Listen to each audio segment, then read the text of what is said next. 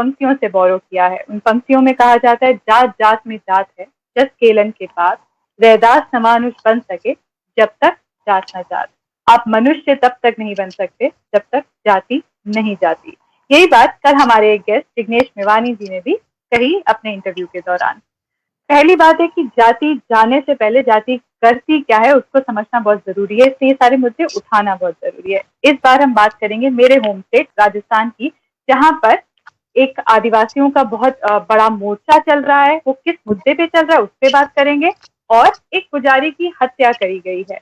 क्यों ये जाति का मामला या नहीं है, इसकी निटी-ग्रिटीज, इसके नुआंसेस का जो जानकारी, ये सब समझने के लिए हमारे साथ दो एक्सपर्ट्स हैं, हम उनसे बात करेंगे। हमारे साथ हैं, सबसे पहले तो मैं स्वागत करूंगी भंवर मेघवंशी जी का।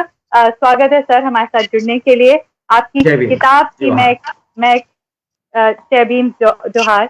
मैं इनकी किताब थी, मैं एक कार सेवक था, जिसमें संघ के अंदरूनी ढांचे, संघ की मानसिकता पर करारा प्रहार किया गया था। आरएसएस में उनके अनुभव में के बारे में लिखी गई ये किताब अपने आप में एक लिविंग ब्रीदिंग इतिहास है ऑपरेशन के लेखे जोखे का। उस लेखा जोखा जो लिखा गया इसमें, इस किताब का अंग्रेजी अनुवाद भी अवेलेबल है। उसका नाम है I could not be a Hindu, the story of a Dalit in the RSS. शुक्रिया सर हमारे साथ जुड़ने के लिए। और हमारे साथ है राजकुमार रॉस साहब। ये एक्चुअली मैं ऐसे कहूंगी कि राजस्थान विधानसभा जो 15वीं विधानसभा है उसके सबसे कम उम्र के विधायक है, पर सिर्फ ये इनका इंट्रोडक्शन देना या सिर्फ इससे परिचय कराना ये काफी नहीं रहेगा। ये छात्र संघ के अध्यक्ष रह चुके हैं, ये बहुत मुखर हैं ट्राइबल्स के मुद्दों पर। इनकी समझ, और इससे हम समझेंगे कि जब ये आदिवासियों का मोर्चा चल रहा है राजस्थान में, एक्चुअली बात किस पे और हुआ क्या है। मैं उस मुद्दे पे सेकेंड हाफ में आऊंगी। उससे पहले मैं भंवर जी आपसे पहले जानना चाहती हूँ कि हमने अभी देखा कि करौली में जो पुजारी की हत्या हुई है, कहा जा रहा है कि वो एक भूमि विवाद को लेकर हुई है। कुछ लोग कह रहे हैं कि आप इसमें क्यों नहीं जाति देख रहे, ये भी तो ब्राह्मण है जिनने मारा है, वो एक ओबीसी कम्युनिटी से हैं, कुछ लोग आदिवासी कम्युनिटी से हैं, क्यों इसमें जाति क्यों नहीं है, ये सिर्फ क्यों भूमि विवाद का मामला माना जाए? सौम्या जी, जो घटना हुई सपोटरा में, करौली में, निश्चित ही दर्दनाक और दुर्भाग्यपूर्ण घटना है। किसी भी सभ्य समाज में इस तरह की हिंसक घटनाओं को स्वीकार नहीं किया जा सकता है। तो मैं पहली बात तो पुजारी जी के जला दिए जाने की घटना की निंदा करता हूं। बहुत शर्मनाक घटना हुई है, लेकिन जिस तरीके से इस चीज को बनाया गया उसको हमें देखने की बहुत जरूरत है।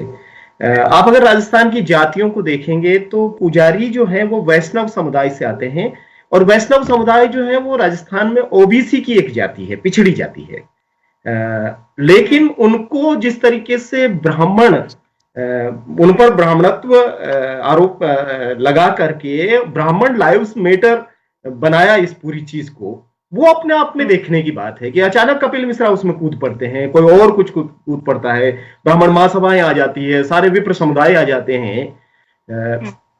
तो एक पिछड़ी जाति का पुजारी, क्योंकि पुजारी तो कई जातियों में होते हैं, तो पिछड़ी जाति के जो ब्राह्मण, जो वैष्णव होते हैं, जिनको हम राजस्थान में साधु कहते हैं, वो साधु समुदाय से वो वैष्णव थे जिनके साथ ये हुआ।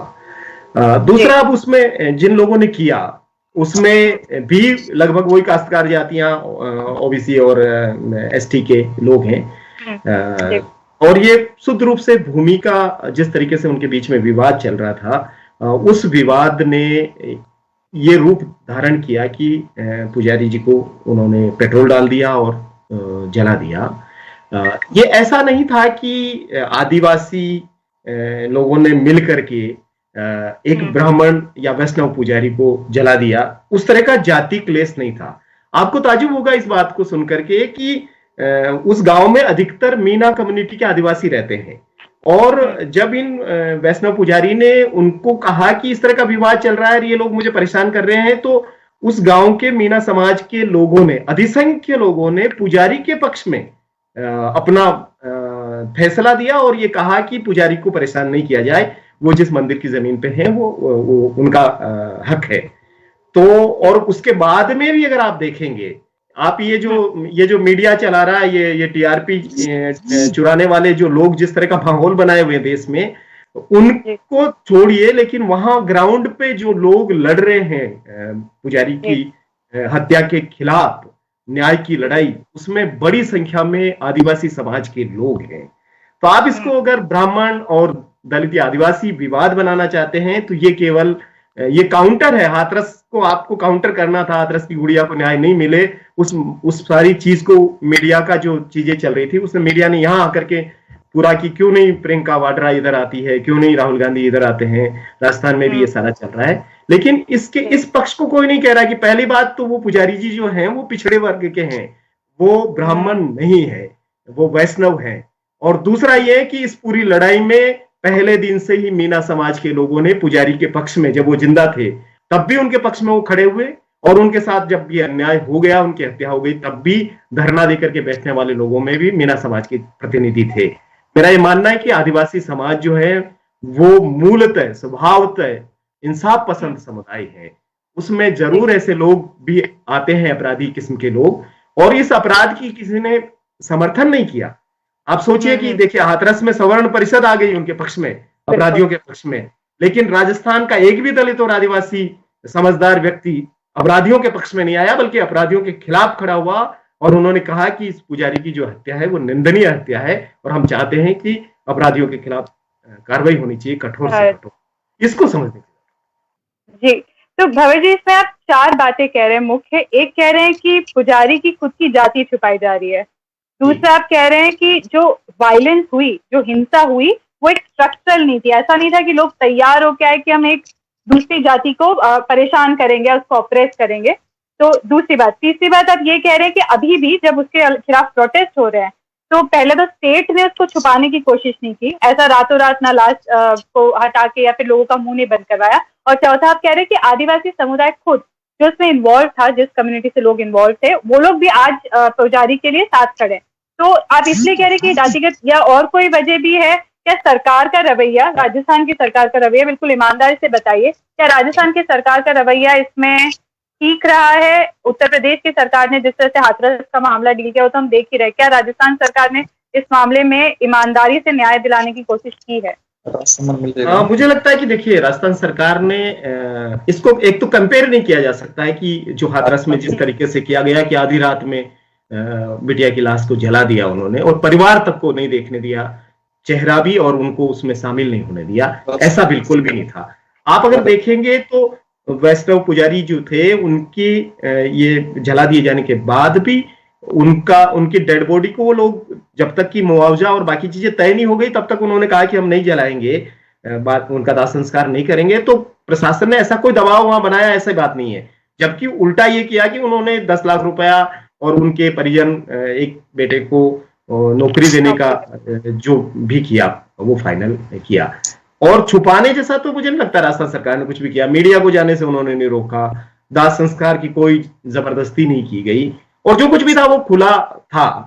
तो मैं ये तो नहीं कहूंगा कि राजस्थान सरकार यहाँ कोई लिपापोती कर रही थी या वो बहुत असंवेदनशील थी, या उन्होंने मुख्यमंत्री का भी मैं बयान पढ़ रहा था, उन्होंने ये कहा कि इसको ब्राह्मण या वर्सेज आदिवासी जैसा मुद्दा न बनाया जाए, क्योंकि आप अगर उसमें देखेंगे तो बहुत जल्दी बीजेपी की कमेटी वहां पहुंची और उन्होंने हाईजैक करने की कोशिश की, जो कि वो इस तरह के मुद्दों में करते हैं, और उन्होंने इस पूरे मुद्दे को ब्राह्मण वर्सेज आदिवासी बनाने की कोशिश की, जातीय वैमनस्य फैलाने की कोशिश की।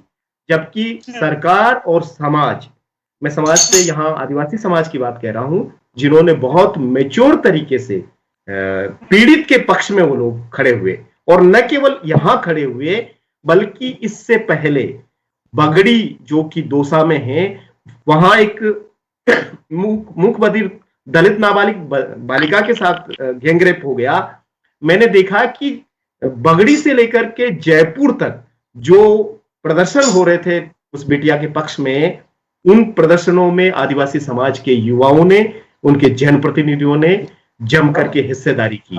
तो मेरा ये मानना है कि देखिए ये समझना पड़ेगा कि समाज का भी किस तरह का योगदान है। अगर ये समाज पूरा मिलकर के जातिगत तौर पे उस पुजारी को जला रहा था तब तो हम इसकी निंदा भी करते हैं कि भाई आप समाज के तौर पे ठीक नहीं कर रहे हैं, लेकिन ये समाज उनके पक्ष में खड़ा रहा, ये एक महत्वपूर्ण बात है, और सरकार का भी इसमें तो रवैया ठीक ही लगता है मेरे। शुक्रिया भवर जी, मैं इन सारे सवालों पे आपके एक्चुअली लास्ट में फिर से आऊंगी। मैं एक बार जो हमारा दूसरा मुद्दा है, दूसरा विषय है, उस पे राजकुमार जी आपसे बात करना चाहूंगी। मुझे राजकुमार जी बताइए कि ये 7 सितंबर से जो प्रोटेस्ट हो रहा है डूंगरपुर इलाके के पास, ये सॉरी खेड़वाड़ा के पास काकरी डूंगरी वाले एरिया में, ये प्रोटेस्ट किस लिए हो रहा है? क्या क्या मांगे हैं आदिवासियों की और क्यों सरकार उसको पूरा नहीं कर रही है? देखो, ये जो समस्या खड़ी हुई 7 सितंबर से नहीं मानते अपन इस चीज को, माने तो अक्टूबर 2019 से ये इशू चल रहा था। इसी इशू को लेकर पहले ये 22 दिन तक ये लड़के कलेक्ट्रेट के आगे धरना प्रदर्शन दिया नवंबर 2019 में, और इसी इशू को लेकर दिसंबर 2019 में भी 12 दिन तक इसी काकरी डूंगरी पर ठंड के वक्त ये लड़के रात दिन तक वहां धरना प्रदर्शन दिया था।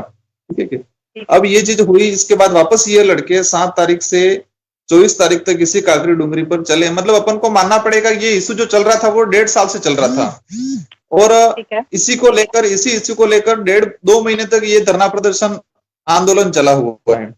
अब इसकी जो समस्या की जो जड़ है, क्योंकि आदिवासी इलाके में संविधान के अनुरूप जो 5वीं अनुसूची है, उस 5वीं अनुसूची को अब तक क्लियर नहीं किया गया, और आरक्षण व्यवस्था है इसको अब तक स्पष्ट नहीं किया गया। इसलिए हर बार कंफ्यूजन होता है। ये एक भर्ती में नहीं, सभी भर्तियों में हो रहा है।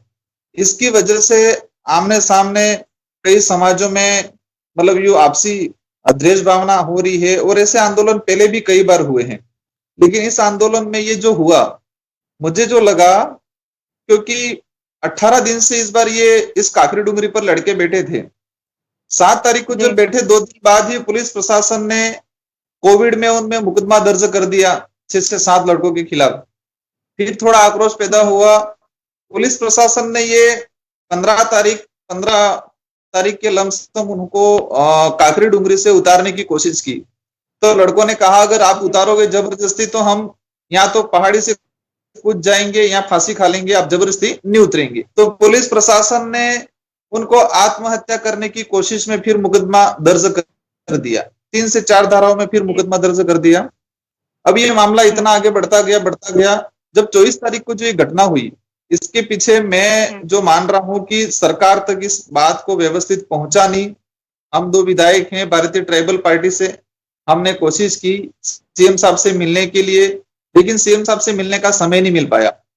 और रही बात प्रशासनिक तौर पे भी ऊपर जो मैसेज पहुंचाना चाहिए था, वो मैसेज नहीं पहुंचाया गया। आज हम देखते हैं, आज का न्यूज़पेपर मैंने पढ़ा, दुख हुआ बड़ा कि गुर्जर आंदोलन छेड़ रहा है। गुर्जर आंदोलन करने के बैठने से पहले ही राजस्थान के सीएम साहब उनसे वार्ता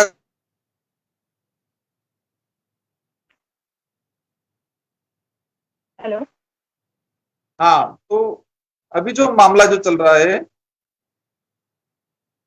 आवाज आपकी आवाज थोड़ी चली गई थी। हाँ, बोलिए। हाँ, तो अभी आज मैंने न्यूज़पेपर में पढ़ा कि गुर्जर आंदोलन के लिए जो चल रहा है, तो आंदोलन स्टार्ट होने से पहले ही राजस्थान के सीएम साहब उनको वार्ता के लिए आमंत्रित कर रहे हैं। तो मैं ये मतलब बड़ी दुख की बात है कि आदिवासी इलाके में 1.5 साल से आंदोलन चल रहा है। एक ठंड के वक्त एक महिला है अपने छोटे छोटे बच्चे को लेकर, वो 22 दिन तक कलेक्ट्रेट के आगे बैठी है, 11 दिन तक उस 700 मीटर पहाड़ी ऊंची उस पहाड़ी पे चढ़ी हुई है। अभी भी 18 दिन तक दबा के बारिश हो रही थी, मैं खुद गया, मुझे खुद को भी इतना दुख हुआ कि एक महिला है छोटे छोटे बच्चे लेके, एक महिला गर्भवती महिला थी, पुलिस प्रशासन ने उतारने की कोशिश की जबरदस्ती, तो वो मिसकैरेज हो गई। उसका मतलब गर्भवती महिला थी तो वो मिसकैरेज हो गई। एक महिला की पहले ही दो धरना स्थल पे ही रीढ़ की हड्डी टूट गई थी पीछे। मतलब इस तरह की घटना हुई और यहाँ के जो सारे लीडर है और गवर्नमेंट ने ध्यान नहीं दिया और ये जो घटना घट गई लास्ट में। अच्छा राजकुमार जी, एक सेकेंड, मेरे को बस इतना आप थोड़ा ये जरूर बताइए, ये मांग एग्जैक्टली है क्या? क्या टीचर भर्ती का मामला है? क्योंकि ऐसा कहा जा रहा है कि 1167 जनरल कैटेगरी की सीट खाली थी और आदिवासी बच्चे युवा डिमांड कर रहे हैं कि ये आदिवासियों से भरी जाए क्योंकि ये ट्राइबल सब प्लान रीजन है। मुझे थोड़ा समझाइए, ऐसा करना सही है? अगर सही है तो क्यों सही है? इसमें देखो, आदिवासी इलाके में मतलब शेड्यूल 5 या शेड्यूल एरिया जो है उसके लिए आरक्षण की व्यवस्था 2007 में एक अधिसूचना जारी हुई, संशोधित अधिसूचना ठीक है। 2013 में जो जारी हुई, 2013 की जो अधिसूचना है आरक्षण व्यवस्था को लेके, उसमें ये क्लियर किया गया है कि 5% SC, 50% ST, 45% ST और 50% जो है वो अनारक्षित वर्ग माना जाएगा। लेकिन 2016 में उसको कोर्ट ने, हाई कोर्ट ने इसको निरस्त कर दिया, क्योंकि ये अधिसूचना शेड्यूल एरिया में जो लागू की गई है वो संविधान के अनुरूप 5वीं अनुसूची के अनुरूप नहीं है। इसके बावजूद 2016 में वापस संशोधित अधिसूचना जारी हुई, उसमें वही चीज रही, कुछ शब्दों का हेरफेर हुआ, 5% SC, 45% ST और 50% जो है वो सीटें हैं जो अनुसूचित क्षेत्र के सभी वर्ग के पात्र अभ्यर्थियों से वरीयता क्रम में भरी जाएगी। ये लाइन जोड़ दी गई। 50% जो सीटें हैं वो अनुसूचित क्षेत्र के पात्र जो अभ्यर्थी हैं, उन पात्र अभ्यर्थियों को वरीयता क्रम में भरी जाएगी। ठीक है। अब ये जो मैटर हुआ है कि शेड्यूल एरिया में आदिवासियों की पात्रता 36% है, इसके लिए 2012 में अलग से अधिसूचना जारी हुई है। तो वो पात्रता के आधार पर हमें मानना पड़ेगा कि 50% जो पद हैं वो किसी वर्ग विशेष के लिए नहीं है, ओपन कैटेगरी है, उसमें सभी लड़के जा पाएंगे। कौन लड़के जा पाएंगे? जो पात्रता है वो, और पात्रता के आधार पर मेरिट बनेगी। अब जनरल की पात्रता यहाँ पर 60% है, तो 60% उनके जितने पात्र अभ्यर्थी सारे ले लिए गए। अब ST के ही पात्र अभ्यर्थी बचते हैं यहाँ, तो ST के पात्र अभ्यर्थी बचते हैं, तो संविधान के अनुरूप ये बनता है, उस अधिसूचना के अनुरूप, विज्ञप्ति में जो लैंग्वेज लिखी है उस अनुरूप ये बनता है कि ये जो सीटें हैं वो ST के अभ्यर्थियों से भरी जा सकती थी, क्योंकि यहाँ ST के पात्र अभ्यर्थी मौजूद थे। बट राजकुमार जी, जैसे साधारण तौर पे एक बात कही जाती है और ये बहुत बार कही जाती है कि अगर जनरल कैटेगरी, जो अनारक्षित वर्ग था, मैं जनरल नहीं कहूंगी, जो अनारक्षित था उनका 60% था, शेड्यूल्ड ट्राइब के लिए 36%। हमको पता है कि ये बहुत ही अनइक्वल समाज है, असमान समाज है, तो इसमें ये कहना कि, पर वो लोग कहेंगे कि हमारे लिए 60% पे हमको वो सीट नहीं मिली, आप क्यों 36% वालों को देना चाहते हैं? ये सवाल बार बार आता है, मेरिट का सवाल। मुझे जवाब पता है, पर आप प्लीज थोड़ा बताएंगे कि आप कैसे इसको डिस्क्राइब करेंगे लोगों के लिए। एक बार वापस एक्सप्लेन कर देना, मैं समझ नहीं पाया आपके सवाल का। अच्छा, सॉरी, माफ कीजिएगा। तो मेरा सवाल ये था कि जो आप कह रहे हैं अनारक्षित वर्ग वाली जो 1167 सीट्स हैं, उस पे 60% मार्क्स लाने थे अनारक्षित वर्ग को, पर जो पात्रता थी अनुसूचित जाति की थी वो थी 36%। ये बार बार कहा जाता है हमसे, समाज में, सवर्ण समाज स्पेसिफिकली ये कहता है कि जब हमारी 60% थी और हमको वो सीट नहीं मिल पाई, हो सकता है हम 55% लाए, हमें नहीं मिल पाई, तो एक ऐसा व्यक्ति जिसकी सिर्फ 36% आई उसको क्यों मिलना चाहिए? तो आप इसको थोड़ा सा हमारे दर्शकों के लिए क्लियर कट शब्दों में बता दें कि उसे क्यों मिलनी चाहिए। देखो, उनको ये इसलिए मिलनी चाहिए कि सबसे पहले तो मैं आपको थोड़ा विस्तृत बताऊंगा कि ट्राइबल जो है यहाँ 78% ट्राइबल रह रहा है शेड्यूल एरिया में, 78%। ठीक है। अब ये हम आरक्षण की, अगर एक तो अधिसूचना जो जारी की गई है ट्राइबल्स के लिए 45% का प्रावधान किया गया है, 45% आरक्षण जो दिया गया है उसका कोई आधार नहीं है, बिना आधार का 45% आरक्षण दिया गया है। अब पर्टिकुलर बात आती है सीटों के लिए, तो इस सीटों में मैडम स्पष्ट है कि 50% जो सीटें हैं वह सीटें सभी वर्ग व सभी जातियों के पात्र अभ्यर्थी, क्या लिखा गया है, सभी वर्ग व सभी जातियों के पात्र अभ्यर्थियों से वरीयता क्रम में भरी जाएगी। तो अब इसमें ये क्लियर नहीं है कि ये जो 50% सीटें हैं उनकी पात्रता 60% होना अनिवार्य है, ऐसा नहीं है। 50% जो सीटें हैं उनकी पात्रता 60% होना अनिवार्य, ऐसा कहीं नहीं है। ठीक है। इसलिए पात्रता जो आधार पे, हाँ, नहीं तो आपने बहुत जरूरी बात कही कि पहले तो 78% वहां पे लगभग अनुसूचित जाति की आपकी पॉपुलेशन है, मतलब ट्राइबल्स की, सॉरी, पॉपुलेशन वहां पे लगभग 78% है, उनको सिर्फ 45% का रिजर्वेशन दिया गया है। तो पहले ही नंबरों के आधार पे गलत रिजर्वेशन है या फिर इक्वल प्रोपोर्शन में रिजर्वेशन नहीं है, तो वो तो बहुत बड़ी बात है। और दूसरा, आपकी जो संविधान की लैंग्वेज है उसमें क्लियरली ये लिखा हुआ है कि ये पात्रता पे है, और वो पात्रता कहाँ 60% बन गई आपके रिजर्व कैटेगरी के लिए, ये कोई मेंशन नहीं है। तो शुक्रिया राजकुमार जी, आपने बताया। मुझे मुझे एक्चुअली ये बताइए कि जहां तक मैंने पढ़ा है वहां पे एक 19 साल के शायद बच्चे एक युवा की मृत्यु भी हुई है पुलिस की फायरिंग में। क्या ये मैं सच कह रही सुना है, ये सच पढ़ा है? मैडम जो देखो, ये जो मुद्दा था शिक्षक भर्ती को लेके इशू था, लेकिन 24 तारीख के बाद मीडिया ने, प्रशासन ने इस मुद्दे को दबा दिया गया। मैं ये मानता हूं ये जो इशू था 1167 सीटों को लेकर, ये जो आंदोलन चल रहा था, ये 24 तारीख के बाद वो समाप्त कर दिया, मीडिया ने भी समाप्त कर दिया और प्रशासन ने भी। उसको सिर्फ उपद्रवी माना, सामने वाले लोगों को नक्सली माना। क्या माना? नक्सलाइट माना गया। जिस तरह एक नक्सलाइट एक आतंकवादी है, इस तरह उनको ट्रीट किया गया। अब 18 दिन आपको एक समझना पड़ेगा, कई मीडिया में चल रहा है कि ट्राइबल इतना आक्रोश में क्यों आया। आप कुछ समझ रहे हैं कि 1.5 साल से आंदोलन चल रहा है। 18 दिन लड़के जो शांतिपूर्वक बैठे हुए हैं, क्या वो लड़के जो नौकरी लेने के लिए बैठे, वो क्या पत्थरबाजी करेंगे? क्या वो आगजनी करेंगे? ऐसा इशू जो बनाया गया है वो जानबूझकर इशू बनाया गया है ताकि ये आंदोलन जो है वो पिट जाए, उनका जो मुद्दा है वो खत्म हो जाए, उन लोगों को उलझा दिया जाए। और यही घटना हुई। आप जो बता रहे हो, एक लड़का नहीं 2 लड़कों की डेथ हुई है। एक है जो 14 या 15 साल का बच्चा है, एक 22 साल का बच्चा है। 2 लड़कों को गोली मारकर हत्या कर दी गई। मैं तो ये मानता हूं क्योंकि उनकी जो गोली, देखो अपन समझते हैं कहीं भी आंदोलन होता है, अब कई खतरा, 14 साल के बच्चे को पुलिस प्रशासन से क्या खतरा होगा? उसको सीधी यहाँ पर गोली लगी है मस्तिष्क में, और वो भी गोली 100 मीटर के अंदर से गोली चलाई गई है। एक बंदे को लगी है सीधी सीने में गोली लगी है, ना उसके पैर में कहीं गोली लगी है, ना कई और जगह लगी है, सीधी इसको डायरेक्ट गोली मारी गई है।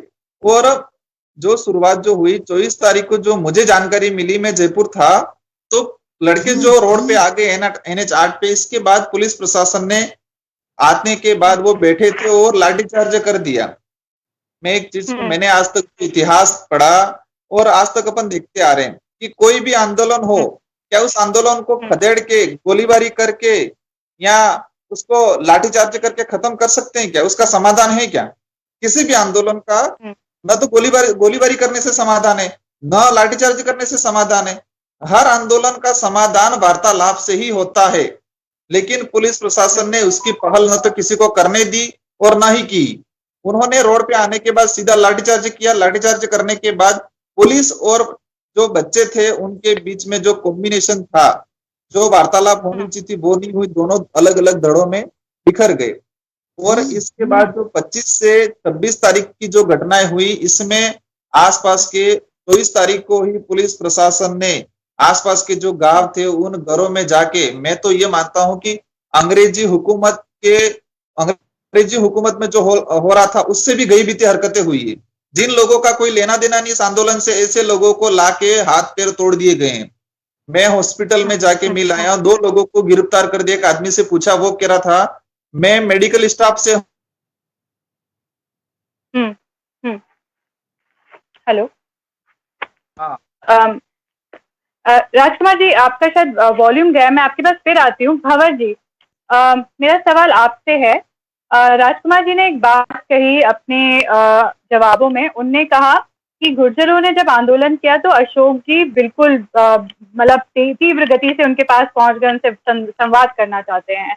और जब ट्राइबल्स 1.5 साल से कर रहे हैं, उनसे कोई संवाद नहीं है, उनके ऊपर इस तरह से लाठीचार्ज होता है, मार भी दिया जाता है, फायरिंग होती है।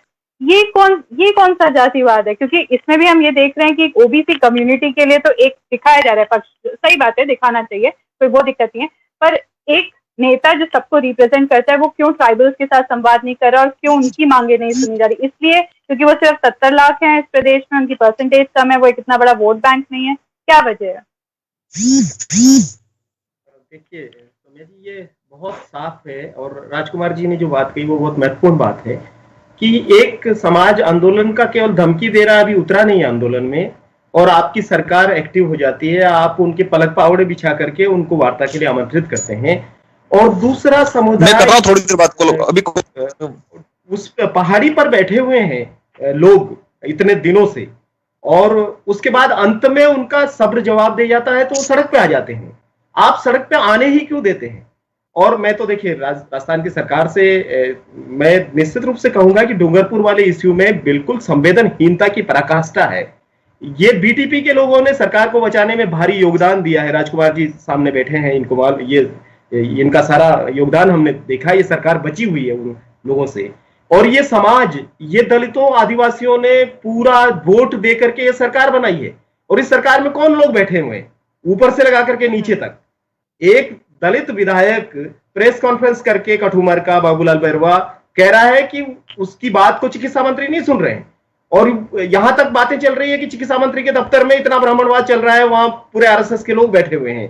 तो दरअसल हो क्या रहा है कि पूरे ब्यूरोक्रेसी में, मंत्रिमंडल में और पूरे शासन सचिवालय में, मुख्यमंत्री के कार्यालय में दलितों और आदिवासियों के विरोधी मानसिकता के लोग बैठे हुए हैं, जो बात वहां तक पहुंचने नहीं देते हैं। अगर राजकुमार जी रोत को मुख्यमंत्री से बात करने में अगर बीच में कुछ लोग रोड़ा बन जाते हैं, बात ही नहीं पहुंचने दे रहे हैं, मुलाकात ही नहीं होने दे रहे हैं, तो अंत में डूंगरपुर जैसी परिस्थितियां आएगी। आदिवासी कितना झेलेगा, कितने सालों तक झेलेगा, कितनी सदियों तक झेलेगा? और उसने क्या गलत कर दिया, बच्चों ने क्या गलत कर दिया? लेकिन जिस तरीके से उनको अपमानित किया जा रहा है, जिस तरीके से टारगेट पे लिया जा रहा है, मैं ये सोच रहा हूं कि देखिए ये पूरा डिजाइन वही है, भीमा कोरेगांव जैसा, दिल्ली के दंगों जैसा, हाथरस की घटना जैसा। अब यहां पर भी नक्सल कनेक्शन, नक्सलवादियों से तार, झारखंडी विचारधारा, जोहार क्यों बोल रहे हैं, ये सब करते करते और जितने सारे लोगों पर मुकदमे दर्ज किए गए, जिस ढंग की गिरफ्तारियां हो रही है, अंत में आप ये देखेंगे कि जो आदिवासी चेतना का उभार हो रहा है हमारे दक्षिण राजस्थान में, उन सारे लोगों को एक तरीके से फंसाने की पूरी सुनियोजित षड्यंत्र किया जा रहा है। क्या हम कांग्रेस के राज से यही उम्मीद कर रहे हैं, अशोक जी से यही उम्मीद करें हम, एक संवेदनशील गांधीवादी मुख्यमंत्री से?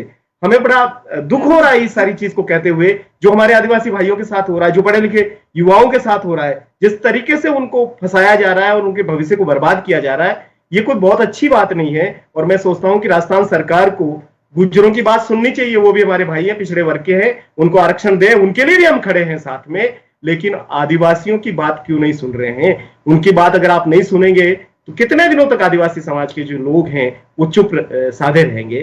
तो मेरा तो ये मानना है कि देखिए, ऐतिहासिक अन्याय को न्याय में बदलने का जो समय है सरकार के पास, अगर वो ध्यान नहीं देगी तो ये आगे जाकर के बहुत भयंकर स्थिति में जाने वाला है। तो बहुत जरूरी बात कही वजी की, ऐतिहासिक हिस्टोरिकल इनजस्टिस जो है उसको जस्टिस में तब्दील करने का ये मौका है राजस्थान सरकार को, उनको सुनना चाहिए। ये लोग जाहिर है बहुत जरूरी सवाल उठा रहे हैं युवा। सॉरी बिल्कुल, आप कुछ कहना चाह रहे हैं? हाँ बताइए। तो राजकुमार जी मेरा आखिरी हाँ सॉरी बोलिए। नहीं आप बताइए। हाँ, मैं आपसे क्योंकि आखिरी हम शो के आखिर में बढ़ रहे हैं, तो मुझे आपसे दो चीजें पूछनी थी। आप दोनों का साथ में जवाब दे सके तो प्लीज बताइए। पहला आपसे सवाल है कि एक तो जो पुजारी वाला मामला हुआ, ये आप क्योंकि सरकार ने वहां पे तो एकदम मतलब, मैं ये नहीं कहना चाहती कि उस फैमिली को न्याय नहीं मिलना चाहिए, तो न्याय की डेफिनेशन सिर्फ मुआवजा भी नहीं है, सिर्फ 10 लाख इनफ नहीं होता है। मैं जानना चाहती हूँ कि वहां पे एक दिया सरकार ने, क्या सरकार ने उसी तरह ये जो 2 युवा लोग जिनकी मृत्यु हुई है पुलिस फायरिंग में, क्या सरकार की तरफ से कोई भी कमिटमेंट आया उसको लेकर? क्या आपने वहां से कोई न्याय की उम्मीद देखी है, मुआवजे में, किसी तरह की नौकरी में परिवार के लिए, या कुछ भी और? क्या कुछ भी कदम उठाए गए हैं? देखो, इसमें आपको मैं मतलब ये भी सोचने वाली बात होगी है। एक तो जो आप बता रहे हो वो पंडित जी वाली, ये मतलब अशोभनीय घटना है, ठीक है। उनके साथ अन्याय हुआ, ऐसे लोगों को खिलाफ कानूनी कार्रवाई होनी चाहिए, कड़ी कार्रवाई होनी चाहिए, न्याय मिलना चाहिए उन परिवार को। लेकिन हम इस बात पे आते हैं कि वो एक पर्सनल विवाद था, एक जमीन का विवाद था, उसमें सरकार का कहीं कोई इन्वॉल्व नहीं था, ठीक है। ये चीज माननी पड़ेगी। और ये काकरी डूंगरी वाला 1167 वाला, इसमें सीधा सा सीधा बच्चे और सरकार इन्वॉल्व थी, बच्चे थे और सामने सरकार थी। इस घटना में इतने 2 बच्चे, एक 14-15 साल का बच्चा को गोली मार के हत्या कर दी गई है, वो भी सरकार की पार्ट ने की है, पुलिस प्रशासन ने की है। और एक 22 साल के लड़के को कर दिया है। और 10 से 15 ऐसे लोग हैं जिनके हाथ पैर तोड़ दिए गए हैं, वो हॉस्पिटल में एडमिट है। पुलिस उनको एक हॉस्पिटल ऐसा है, उस हॉस्पिटल में मैं गया, मेरे जाने के बाद 1 घंटे बाद उस पेशेंट को वहां से पुलिस ने गायब कर दिया। और हम गए थे, वहां भी ताला लगाकर उसको अंदर बंद करके रखा था ऑर्थोपेडिक वार्ड में। आधे घंटे तक वहां धांधली करने के बाद वो ताला खोला गया। अब मैं आपका जो सवाल था कि यहाँ पर जो घोषणा, एक्चुअली यहाँ जो स्थानीय विधायक हैं दयाराम जी परमार, उनकी विधानसभा का लड़का था, तो हमें जो सुनने में आ रहा है सरकार की तरफ से कोई घोषणा नहीं हुई है, लेकिन ये जो सुनने में आ रहा है कि समझौता हुआ, समझौते में स्थानीय एसडीएम और स्थानीय विधायक ने समझौते में हस्ताक्षर किए और उसमें लिखा हुआ है कि एक सरकारी नौकरी देंगे और 5 लाख रुपया मुआवजा देंगे। तो ये भी एक भेदभाव हो गया। एक 14 साल और 22 साल का लड़का डेथ होती है, वहां 5 लाख की बात होती है, लेकिन अभी तक सरकार की तरफ से अधिकारी कोई घोषणा हुई नहीं है और भी उनके परिवारों को उल्टा धमकाया जा रहा है, न तो कानूनी कार्रवाई करने दी जा रही है। मतलब एक तरफ में कि एक शब्द में बता दूं कि यहाँ इस आदिवासी इलाके में जो अभी जो वर्तमान में चल रहा है, मतलब उनको पूर्ण रूप से दबा दिया जाए, उनका जो पहले शोषण हो रहा था इसी तरह होना चाहिए। ये लोग कभी उभर के सामने नहीं आने चाहिए। ये गतिविधियां वर्तमान समय में लोकल प्रशासन वो काम कर रहा है। और सर ने जो बताया था इसमें आरएसएस के लोग इन्वॉल्व हैं। मैं ये मानता हूं कि सीएम साहब को ये बात गलत अपडेट दी जा रही है। कांग्रेस को भी शायद बुरी तरीके से खत्म किया जा रहा है, कांग्रेस के अंदर के लोगों ने मिलकर, वो शायद आरएसएस विचारधारा के लोग हैं। तो ये बहुत ही आयरॉनिक सी बात है कि जो लोग नौकरी डिमांड कर रहे थे उनको मार दिया जाता है और उनके मरने के बाद उनके परिवार को नौकरी देने का सरकार की तरफ से नहीं, तो प्रशासन कुछ कोशिश करता है। बहुत आयरॉनिक, काश पहले दे देते, ये बच्चे इस जंग में, अपनी हकों की जंग में इस तरह से शहीद ना होते। मेरा आखिरी सवाल है और भंवर जी आपसे है इस पे। मुझे बताइएगा, आपने अपनी किताब के इंटरव्यू देते हुए एक वक्त कहा था कि आरएसएस में रहकर, आपने संघ में रहकर आपने एक चीज जो सीखी थी वो थी प्रतिक्रिया देना। हम लोग बहुत प्रतिक्रियावादी हो गए हैं। मुझे बताइए कि क्या जो आपने अभी देखा राजस्थान के मुद्दे पर, जिस तरह से पुजारी वाले मुद्दे पर लोगों ने बिना ये समझे कि वो एक ओबीसी से हैं, पिछड़े वर्ग से हैं, बिना ये जाने कि ये जमीनी मुद्दा हो सकता, जमीन के विवाद का मुद्दा हो सकता है, लोगों ने बस बना दिया कि ये, और मान भी लिया, हम में से बहुत लोगों ने मान भी लिया। मैंने भी एक हद तक माना कि हो सकता है इसमें एक कास्ट एंगल हो। क्या ये इस सब का नतीजा है कि आज हम समझ ही नहीं पाते जाति के डिस्कोर्स को, और क्या इसको बदल के ही हम जाति का डिस्कोर्स समझ के आगे बढ़ पाएंगे? देखिए, जाति के डिस्कोर्स को समझना नहीं चाहते हैं, मेरा ये मानना है। बाकी जाति को समझ रहे हैं लोग, जाति का इस्तेमाल कर रहे हैं लोग, और जिनके लिए जाति प्रिविलेज है और वो अपने आप में एक शक्ति और संसाधन है जाति, और गर्व का विषय है, वो तो जाति का इस्तेमाल कर रहे हैं, हर एक जगह पे कर रहे हैं। तो मेरा ये मानना है कि जो जाति से पीड़ित लोग हैं वही लोग जाति के खिलाफ भी बात कर रहे हैं, जाति को एनिलेट करने की भी बात कर रहे हैं। जो पीड़ित है वही कर रहा है, लेकिन जो उसका इस्तेमाल कर रहा है, जो उससे लाभ उठा रहा है, जिसके लिए जाति गर्व का विषय है, वो तो उसको बनाए रखना चाहता है और वो अपने जातिवाद को हर तरीके से इस्तेमाल कर रहा है। मेरा मानना है कि उनका जो भी सरकार आती है, जिस भी पार्टी और जिस भी विचारधारा की, ये जो सक्षम वर्ग है, ये वर्ग अपना काम हर पार्टी में निकाल लेता है, और उनका कोई भी व्यक्ति के साथ कुछ भी अन्याय होता है तो पूरा समुदाय एक हो जाता है। कांग्रेस, बीजेपी, ये वो सब लोग, आरएसएस, सारा इकट्ठा होकर के उनको मुआवजा भी दिलाते हैं, उनके मुद्दे को मीडिया में भी फैलाते हैं, हर तरीके से उनके लिए, और समाज भी मदद करने के लिए आ जाता है। लेकिन जहां वंचितों का प्रश्न आता है, वो चाहे दलित हो, आदिवासी हो, चाहे अल्पसंख्यक हो या गुमंतु समुदाय के लोग हो, उनका कोई भी मुद्दा आता है तो उनको अभी भी ये समझा जाता है कि ये कोई इंसान ही नहीं है, कीड़े मकोड़े हैं। 2 आदिवासी युवा मार दिए गए पुलिस फायरिंग में, और उनको मुआवजा देने में भी आप भेदभाव कर रहे हैं। आप किसी को 10 लाख देते हैं और किसी को 5 लाख देते हैं। शर्म नहीं आती सरकार को? कैसे आप तय करते हैं कि आदिवासी को कम दिया जाना चाहिए, दलित को कम दिया जाना चाहिए? एक व्यक्ति का शव पिछले 14 दिनों से एक कुएं में गिरा पड़ा है राजस्थान में, पाली में, उसका अभी तक निकाला नहीं जा रहा है, उसके बारे में कोई बात नहीं कर रहा है, क्योंकि उसके शव को निकालने के लिए 5-7 लाख की मशीन चाहिए। सरकार के पास 5-7 लाख रुपए नहीं है शायद, और वो नहीं। कितना संवेदनहीनता है। कई सारी जगहों पे दलितों और आदिवासियों की बच्चियों के साथ जिस तरह के रेप हो रहे हैं, जिस तरह के उनके युवाओं के साथ कांड हो रहे हैं, जो ब्रूटल एट्रोसिटीज हो रही है राजस्थान में, और इंक्रीज होती जा रही है ये, इन सब चीजों पर बात करने के लिए राजस्थान सरकार के पास क्या मैकेनिज्म है? अगर ऐसी गंभीर घटनाएं होती है तो मुख्यमंत्री जी को यह बताना चाहिए राजस्थान के दलित और आदिवासी समाज को कि उन्होंने क्या मैकेनिज्म बनाया अपने सीएमओ में, सीएमआर में, सचिवालय में, कि तुरंत ऐसी घटनाओं के लिए कौन सा अधिकारी है जिसके पास जाकर के हम बात करें, और तुरंत ऐसा कोई सेल बनाया आपने स्पेशल? न एसटी आयोग में, न एससी आयोग में कोई आपकी नियुक्तियां हैं, और हमारे विधायकों तक की अगर नहीं सुनी जा रही है सौम्या जी, तो आम व्यक्ति की क्या सुनी जाएगी? और आप हमें गोलियों से और डंडों से डराना चाहते हैं, ये कैसे चलेगा? ये तो बिल्कुल विद्रोह की परिस्थितियां पैदा की जा रही है। मैडम, आप दोनों ने जो बात, सॉरी, हाँ बोलिए राजकुमार जी, कुछ कहना इस कार्यक्रम के माध्यम से एक मैसेज पहुंचाना चाह रहा हूं कि हमने मानवाधिकार आयोग को भी, एसटी-एससी आयोग को भी लेटर लिखे हुए हैं, और आपके माध्यम से एक मैसेज पहुंचाना चाह रहे हैं कि एक मानवाधिकार आयोग एक कमेटी गठित करे और इस इलाके में कागरी डूंगरी जो घटना हुई, डूंगरपुर बांसवाड़ा में जो हुआ है और अभी जो वर्तमान में चल रहा है, उसकी एक जांच रिपोर्ट तैयार करें और राज्य सरकार और केंद्र सरकार को भेजे मानवाधिकार आयोग अपनी जांच रिपोर्ट तैयार करके, और इस मानवाधिकार आयोग इसमें अभी इंक्लूड हो, इसमें हस्तक्षेप करे। क्योंकि ये जो इशू चल रहा है, मैं एक आपको एक उदाहरण और बता दूं आपकी जानकारी के लिए कि डूंगरपुर डिस्ट्रिक्ट में मेरे जानकारी में 3 एट्रोसिटी मामले दर्ज हुए थे। तो तीनों एट्रोसिटी वाले मामले में जो लड़के थे, जो परिवादी बने थे, उनको इसमें मुलजिम बना दिया गया है, भले वो एसटी का हो या एससी का हो। मतलब उस केस को काउंटर किया गया है ताकि वो कभी कोई दूसरा आवाज नहीं उठाए। एक हरिजन टीचर था, वो सुबह अपने स्कूल जा रहा था स्कूटी लेके, उसको रोका गया पुलिस के द्वारा कि क्या नाम है तेरा? उसने कहा, उसका नाम बताया, और क्या कहाँ जा रहा है? तो मैं टीचर हूँ, स्कूल जा रहा हूँ। तो तेरी जाति कौन सी है? तो उसने कहा मैं हरिजन हूं। तो उसको तुरंत पकड़ के पुलिस की जीप में डाला और उसके सामने ही इसकी स्कूटी को जला दिया पुलिस ने। उसके सामने ही इसकी स्कूटी को जला दिया और उसको जेसी करके जेल भेज दिया गया है। ऐसे ऐसे 4 से 5 कर्मचारियों को जो इधर इधर जहां मिले, जाति पूछते हैं, नाम, फिर पूछते हैं जाति क्या तेरी, इस तरह के हरकतें की गई है। तो आपके माध्यम से, इस कार्यक्रम के माध्यम से मैसेज पहुंचाना चाह रहा हूं कि मानवाधिकार आयोग इस मामले में हस्तक्षेप करें।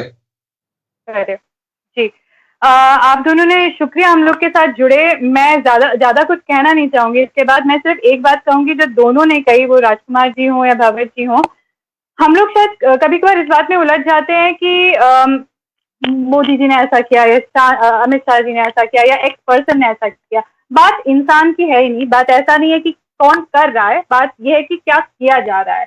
ये बात है विचारधारा की, ये बात है मानसिकता की। ये मानसिकता हर सरकार में प्रेजेंट है, हर ब्यूरोक्रेटिक प्रैक्टिस में प्रेजेंट है, हर प्रशासन के इंसान में प्रेजेंट हो सकती है। तो प्लीज विचारधारा से डील कीजिए, इंसान अपने आप डील हो जाएंगे। आप सिर्फ इसमें मत उलझिए कि मैं एंटी कांग्रेस हूँ, एंटी बीजेपी हूँ, एंटी एक्स हूँ, एंटी वाई हूँ।